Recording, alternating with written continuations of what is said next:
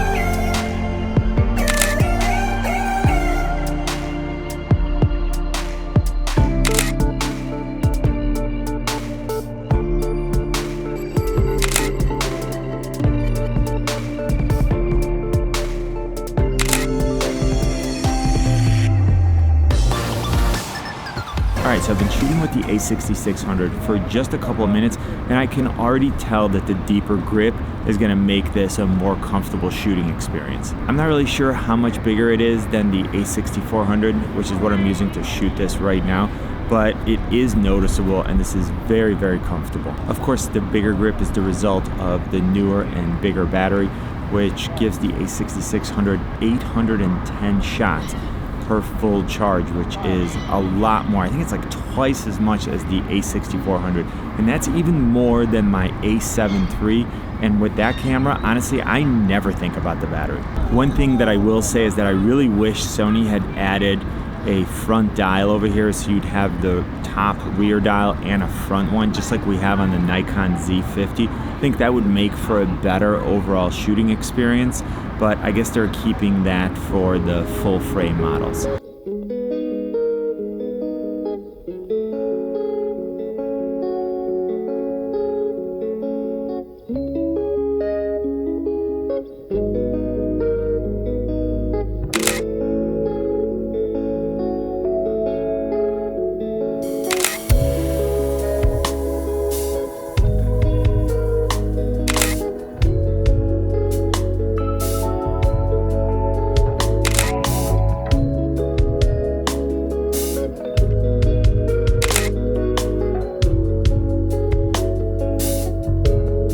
Alright, so again, I'm just hand holding the a6600. I've got the Sigma 18-35 on it. It doesn't have image stabilization. I've got IBIS turned on, so it'd be interesting to see how stable this shot is. I'm holding it as stable as I can, but I'm not doing too good of a job. I'm not really focusing. I'm just walking how I would normally.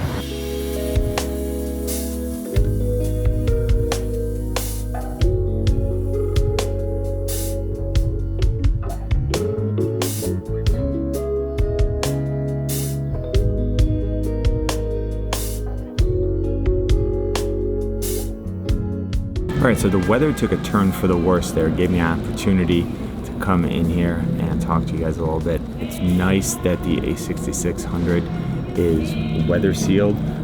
Makes it so that I don't have to worry about it getting a little bit wet out there. And it'd be interesting to test to see how solid the weather sealing really is.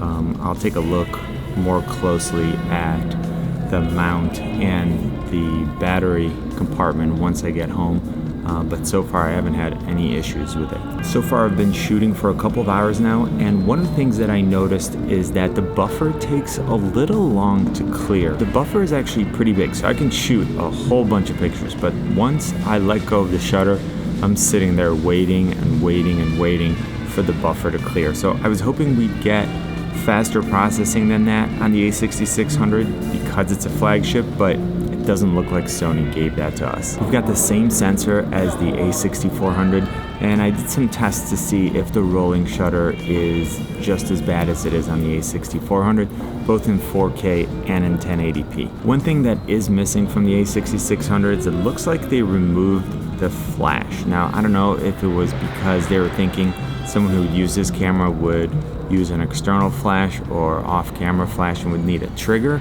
but it's still something that's nice to have, even if you're just using it as fill flash.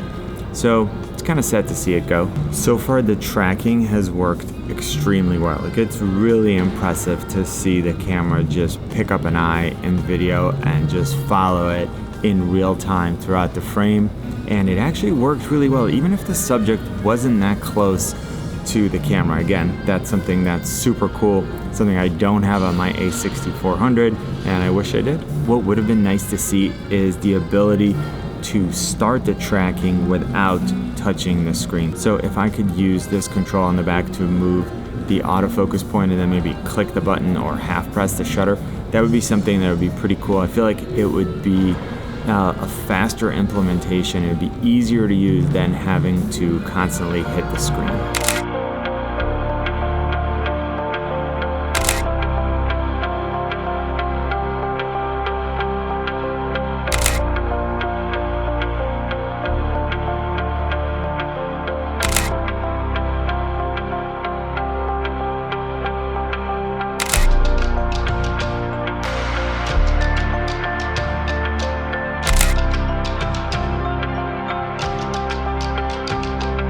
IBIS has been pretty good.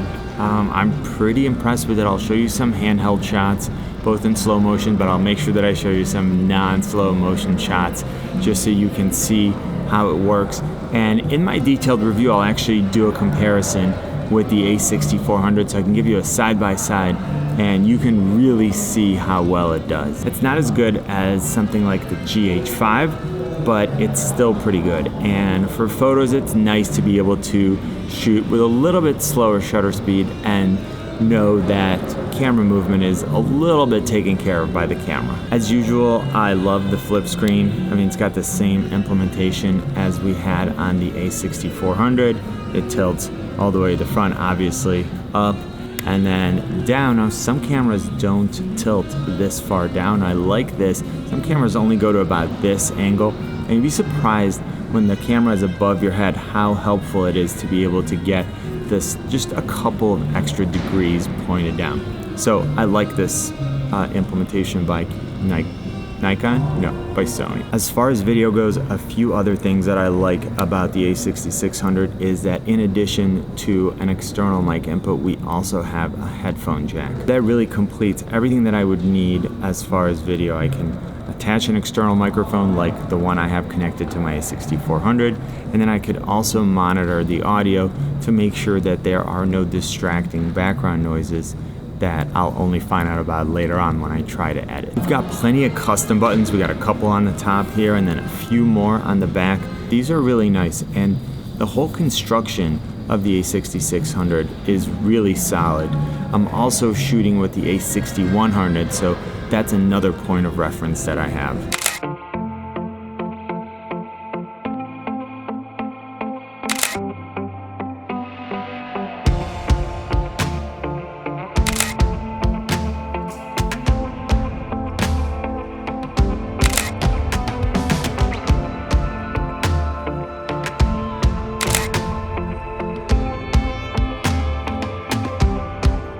I want to give you a general photography tip that will help you take better pictures.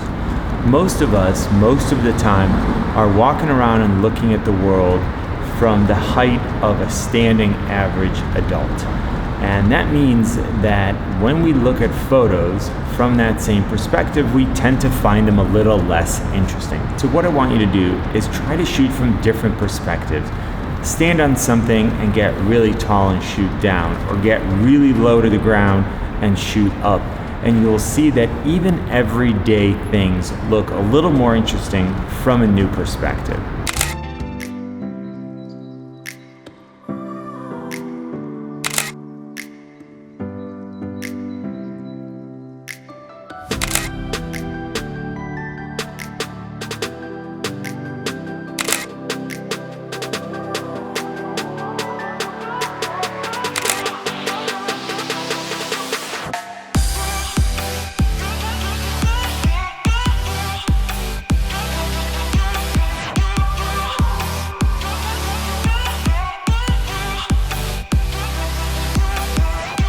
I heard someone say something like, don't take pictures of flowers for your camera reviews. And I just wanted to talk about that for a second, because I don't really care what people take pictures of in their camera reviews. The pictures don't need to be super interesting. I'm not actually there judging you as a photographer, and I'm more interested in your actual personal experience with the camera and learning about what it was like to shoot. It's not really that important to me that you're the best photographer in the world or that you took amazing pictures with this camera, because a lot of it has to do with editing too. So what I look for when I'm listening to someone's experience with the camera is actually what their personal experience was like, and what was it like to shoot with the camera. And the pictures are sort of just candy. I can see what the camera produces. I want to see if the images are sharp. I want to see how it renders color. But the actual subject matter doesn't really matter to me all that much. Let me know what you think. It's like airplanes flying around here, or we're trying to shoot a video. You hear that? I don't know if you can hear it, but first there was a train, now the airplane. Planes, trains, and automobiles. You young people have no idea what I just said. So what's really crazy is that I spent a couple of hours shooting with the a6600, and the battery is down to 90%. So I only used 10% of the battery life, which is incredible. It's even better than my a7 III, and again, it looks like it's gonna create an experience where, once again, I just don't have to think about battery life. Now, to be totally honest, battery life is not usually a deciding factor for me when I'm selecting a camera, and for a number of reasons. Number one, I can buy multiple batteries. Number two, with most newer cameras, I can also charge them using a power bank. So for example, while shooting today's video, my a6400 ran out of power. So right now I'm actually shooting this while it's connected to a power bank. And normally, if I'm taking stills, then while I'm walking around, if I'm not using it, I can just have it plugged in and continue to charge so that the battery is always at 100%. Now, of course, with the a6600, because I was testing it out, I didn't do that, and I am still at 90%.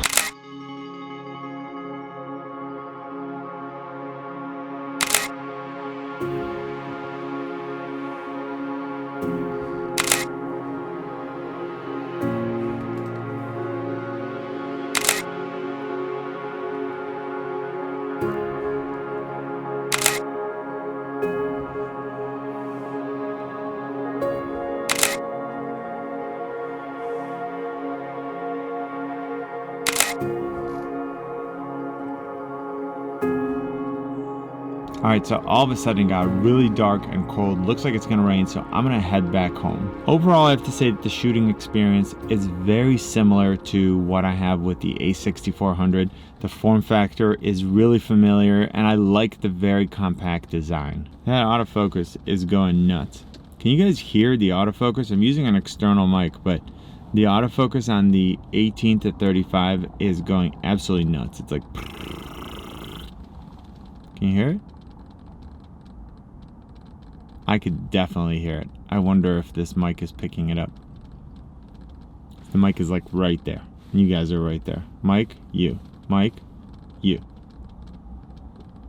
Oh, it won't stop. I might have to go to manual because this is freaking me out. All right, so what I'm gonna do is I'm probably gonna take the a6600 out for another day and shoot some more video. I did get some cool footage, some slow motion footage today, but I want to get a little bit more footage to really test out all the capabilities of this camera. And then I'm going to go ahead and put together one of my detailed reviews. So if that's something that you're interested in, make sure that you're subscribed and that you have notifications turned on.